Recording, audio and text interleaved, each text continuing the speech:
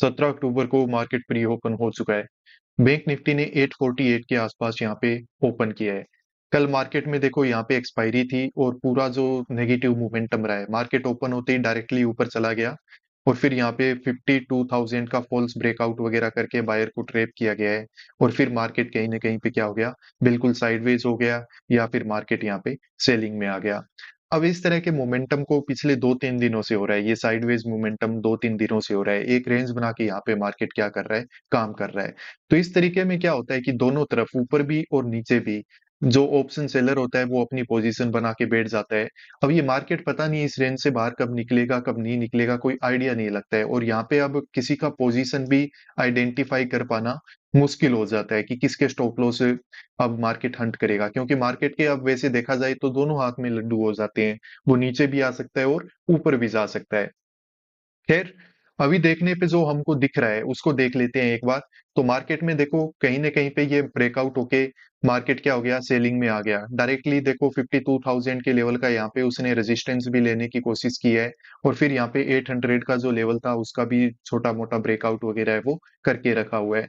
तो हम मान सकते हैं कि यहाँ पे सेलर ने काम कर रखा होगा और सेलर ने अगर काम किया है, मार्केट अगर डायरेक्टली ऊपर जाएगा या फिर यहाँ पे होल्ड करेगा, ऐसा कुछ प्राइस एक्शन बनाएगा, तो हम एक्सपेक्ट कर सकते हैं कि मार्केट इस रेजिस्टेंस तक का आगे का मोमेंटम है वो कर सकता है। ये सेलर है वो ट्रैप हो सकता है। तो यहाँ पे हम बाइंग साइड के जो सेटअप है उसको आइडेंटिफाई करने की कोशिश करेंगे। नीचे भी ये है, मार्केट ये एक पर्टिकुलर लेवल के आसपास देखो आके बार बार क्या कर देता है, डबल बॉटम बना देता है। यहाँ पे ओपन होते ही डायरेक्टली ऊपर चला जाता है। और कल भी ऐसा कोई मेजर किया है कि डाउन साइड का मोमेंटम हुआ नहीं है। तो अगर कोई बायर ने काम किया होगा तो हो सकता है उसने अभी भी अपना पोजीशन है वो होल्ड कर रखा हो। तो मार्केट अगर डायरेक्टली नीचे आएगा तो फिर देखना पड़ेगा, मैंने कोई प्लान बना के नहीं रखा है कि किस तरह का मोमेंटम होता है, किस तरह का प्राइस एक्शन बनता है, वो सब कुछ उसी पे डिपेंड करेगा।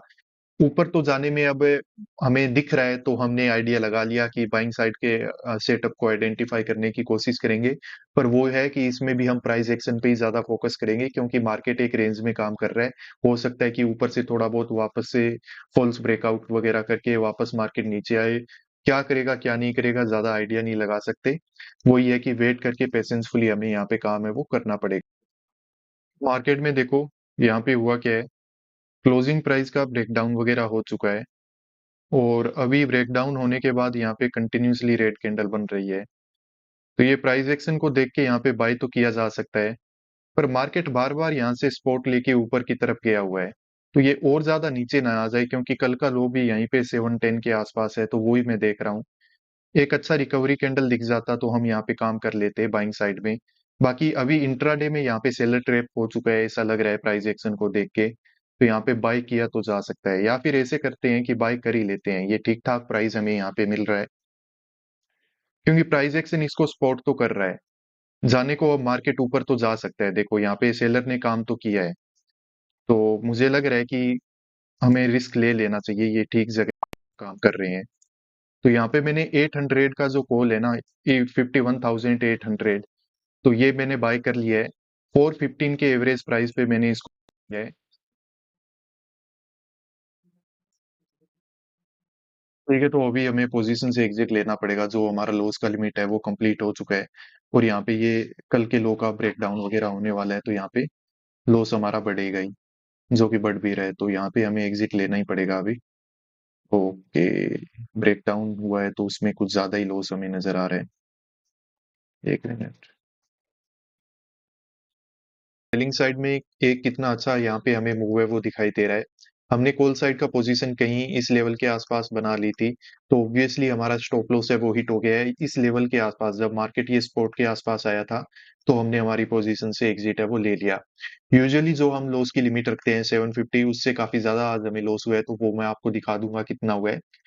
तो अब बात करते हैं कि ये हमारे साथ ऐसा हुआ क्यों।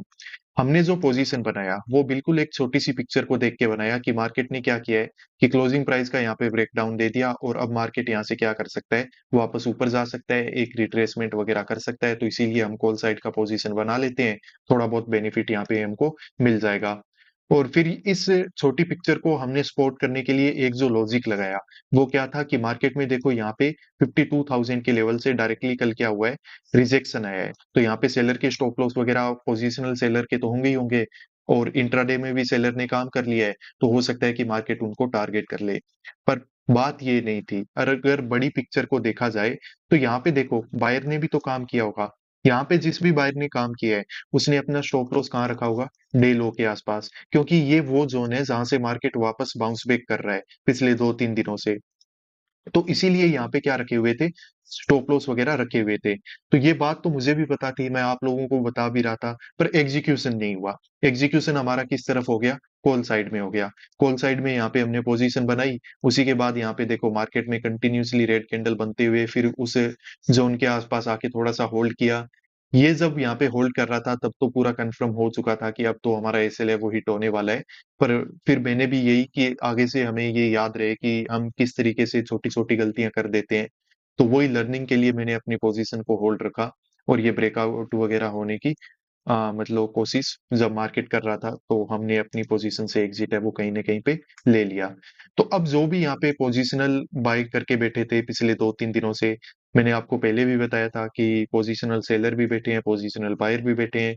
तो बायर के स्टॉप लॉस वगैरह यहाँ पे अच्छे से हिट है वो हो चुके हैं। ऊपर बैठे हुए जो सेलर हैं वो अच्छे प्रॉफिट में है, उनको यहाँ पे टारगेट करने की कोई जरूरत नहीं है। मार्केट में पूरा वी शेव रिकवरी है वो यहाँ से नहीं हो पाएगा। मार्केट में अब कहीं न कहीं पे या तो ये होल्ड करने लगेगा, या फिर मार्केट और ज़्यादा नीचे है वो जा सकता है। मार्केट नेगेटिव ही रहेगा। वापस रिकवरी यहाँ से होने के मतलब चांसेस और पॉसिबिलिटी है वो बहुत कम है। ऐसा तो कहना गलत होगा कि हो ही नहीं सकता है। मार्केट में हो तो कुछ भी सकता है, पर जो प्रोबेबिलिटी और चांसेस हैं वो यहाँ पे कम है। तो आज आपका ट्रेडिंग कैसा रहा? आपने किस साइड का ट्रेड बनाया? कितना आपका लॉस या प्रॉफिट हुआ? तो आई होप आपका प्रॉफिट ही हुआ होगा। तो आप कमेंट करके बता सकते हो। बाकी कल वापस से हम काम करेंगे। यही है, अपना डिसिप्लिन है उसको मेंटेन रखेंगे। लॉस कभी-कभार छोटे या बड़े हो जाते हैं, तो उनको देख के ऐसे नहीं है कि ओवर ट्रेड करने लगो, रिवेंज ट्रेडिंग करने लगो। तो उससे ओवरऑल आप बहुत ज़्यादा एक दलदल में फँस जाओगे और कभी भी ट्रेडिंग में अच्छा नहीं कर पाओगे। तो जो हो गया है उसको एक्सेप्ट कर लो, और फिर बस ठीक है, हो गया तो हो गया, अब क्या कर सकते हैं। आज लॉस हुआ है तो कल प्रॉफिट हो जाएगा। इसी अप्रोच के साथ मार्केट को एक बार ट्रेडिंग आज के दिन में और नहीं करना है, ऑब्जर्व चाहिए इसको करते रहो, और थोड़ी देर के लिए एक ब्रेक है वो भी आपको ले लेना चाहिए।